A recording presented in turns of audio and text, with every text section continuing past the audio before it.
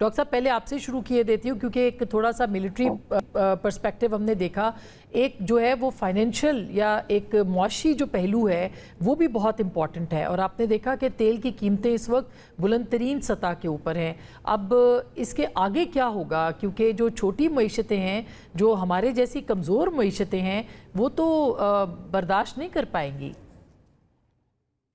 جی درست کہہ رہے ہیں آسما آپ۔ دیکھیے اس وقت ایک نہیں، میرے نزدیک 4 سملٹینیسلی اکٹھے ہی جنگیں چل رہی ہیں۔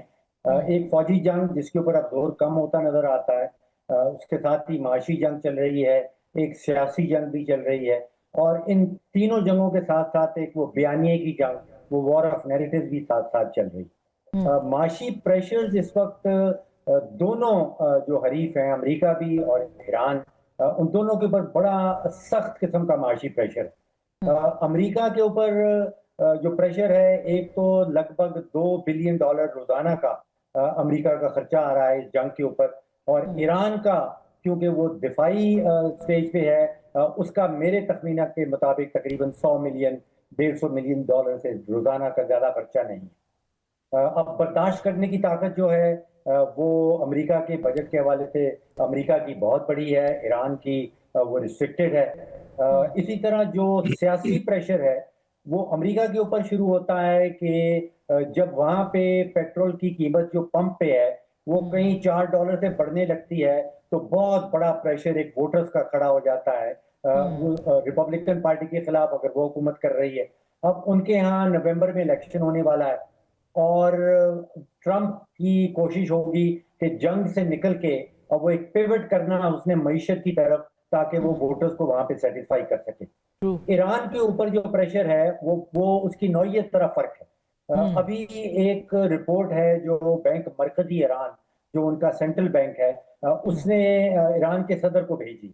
اس میں وہ کہتے ہیں کہ جنگ کے بعد اندیشہ اس چیز کا ہے یا خطرہ اس چیز کا ہے کہ ایران کے اندر جو مہنگائی کی شرح ہے وہ 180% پہ پہنچ جائے۔ اب آپ اندازہ کریں کہ پاکستان میں 6-7% پہ پہنچتی ہے تو ہماری چیخیں نکل جاتی ہیں، امریکہ میں کوئی 3-4% پہ پہنچتی ہے تو امریکن کی چیخیں نکل جاتی ہیں۔ تو یہاں پہ وہ بات کر رہے ہیں 180% ریٹ آف انفلیشن۔ دوسرا یہ ہوا ہے کہ جنگ سے پہلے تقریباً 44,000 ریال کا $1 بن جاتا تھا، بالکل آج لگ بھگ 13 لاکھ ریال چاہیے $1 خریدنے کے لیے۔ اور یہ امپورٹنٹ اس لیے بنتا ہے کہ ایران کی جو 9 کروڑ آبادی ہے وہ چاول بھی امپورٹ کرتی ہے، وہ گندم بھی امپورٹ کرتی ہے، وہ چینی بھی امپورٹ کرتی ہے، اور اس کو خریدتی ہے ریال کی مد میں، لیکن وہ امپورٹ ہوتے ہیں ڈالر کی مد میں۔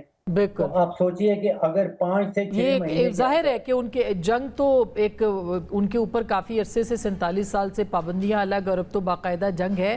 آپ کی بات درست ہے ایئر کمانڈر صاحب، یہ اس وقت جنگ کی جو صورتحال ہے، مثلا آبنائے ہرمز جو ہے وہ اس کی بندش بھی ہے، ناکہ بندی بھی ہے، آج انڈیفینیٹ یعنی کہ غیر معینہ مدت تک ناکہ بندی کی بات جو ہے وہ کی ہے پریزیڈنٹ ٹرمپ نے۔ تو آپ کو کیا لگتا ہے کہ کب تک یہ جو ایک سٹینڈ آف ہے یا ایک کولڈ وار ہے یا نو پیس نو وار ہے یہ رہے گا، اور یہ بندش کب تک رہے گی؟ بہت شکریہ آسما صاحب، آپ نے انوائٹ کیا۔ دیکھیے یہ تو بہت چیلنجنگ امریکہ کے لیے بھی ہے ہولڈ کرنا۔ ہم نے دیکھا ہے کہ بریچز ہو رہی ہیں، ایران کے بھی نکلنے میں کامیاب ہوئے ہیں، شپس اور بھی کامیاب ہو رہے ہیں۔ امریکہ کے لیے بھی بہت فٹیگ سیٹ ان ہوئی ہے، اور میں اکثر کہتا ہوں کہ یہ صرف میزائلز برن آؤٹ نہیں ہوتے جنگ کے دوران، ہیومن بینگ بھی برن آؤٹ ہوتے ہیں۔ آپ دیکھیے 6 مہینے سے امریکی فوج ہے جس کو ابھی تک آبجیکٹو نہیں پتا، ابھی تک ان کو ٹیک ہوم ملٹری آبجیکٹو نہیں پتا، counter narrative versus counter narrative, counter military strategy versus counter military strategy, اس طرح چل رہی ہے یہ جنگ۔ 40 دنوں میں جو کچھ ہوا اس کے اندر امریکہ وہ نہیں حاصل کر سکا۔ اب وہ چاہتا ہے کہ اسٹیٹ آف ہارموز کو کاؤنٹر بلاک کر کے، کیونکہ بلاک تو ایران نے کیا ہوا ہے، تو کاؤنٹر بلاک کر کے ایسے بینیفٹس لے سکے۔ یہ اٹ سیلف، میں ڈے 1 سے جب یہ بلاکیٹ کیا تھا تو اس وقت میں نے کہا تھا یہ اتنی پالیسی اس لیے کامیاب نہیں ہو سکتی کہ ایران کے ری ایکشن میں امریکہ کاؤنٹر کیا جا رہا ہے، جو ایران کرتا ہے اس کے ری ایکشن میں امریکہ کرتا ہے، تو اس طرح کی پالیسی کامیاب۔ لیکن ایران کو دوسری طرف پتہ یہ ہے کہ آئل کی جو پائپ لائنز ہیں بڑی تیزی سے مڈل ایسٹ کے تمام ممالک آلٹرنیٹ اپنا ڈیولپ کر رہے ہیں۔ میرا خیال یہ 3 سے 4 سال تک ویسے بھی اسٹیٹ آف ہارموز کی जो वो क्रूशल स्टेज है, जो ग्रिपिंग सिचुएशन है इसकी, कि जिसके हाथ में स्टेट ऑफ हॉर्मुज है, उसके हाथ में 20% ऑयल है और इनडायरेक्टली इकोनॉमी दुनिया की भी 20%, उसके वो भी एडवांटेज खत्म होता जाएगा ऐसा ऐसा। लेकिन ईरान चाहता है कि जल्दी से जल्दी इसको बारगेन में कन्वर्ट करे।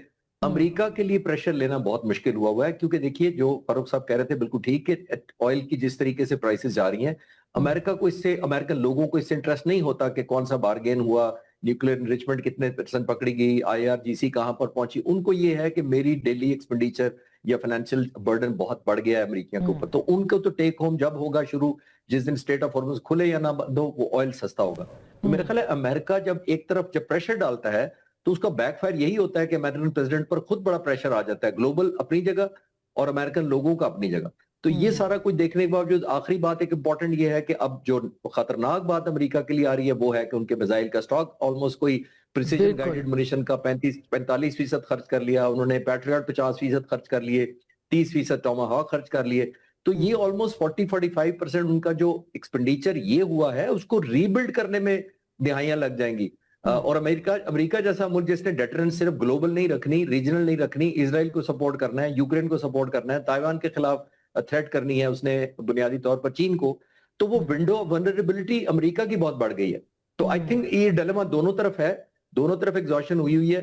लेट्स होप कि अब इसमें एक गुड एक सेंस प्रिवेल करे तो एग्रीमेंट की तरफ जाएं, क्योंकि स्टेमिना वाइज तो दोनों की तरफ नहीं रह गया। बिल्कुल, ये बड़ी इंपॉर्टेंट बात है। दोनों अमेरिका और ईरान जो है वो इस वक्त अपने अपने अवाम को भी ये कहते हुए या इस पोजीशन में आना चाहते हैं कि अपनी विक्ट्री, अपनी फतह जो है उसको डिक्लेयर कर सकें। पाकिस्तान बहुत इंपॉर्टेंट है और पाकिस्तान के जो मईशत भी और साथ साथ दिफा भी, जो हम मुआशी की बात कर रहे हैं या दीगर मामलात, उसके ऊपर भी हम बात करेंगे। पाकिस्तान में कितनी और महंगाई हो सकती है, शरह सूद में अभी इजाफा किया गया 1% का, उसकी वजूहात क्या हैं, पेट्रोल की कीमतें मज़ीद क्या बढ़ सकती हैं और अगर बढ़ी तो क्या होगा, ये बहुत अहम है जानना। इस पर बात करेंगे ब्रेक के बाद।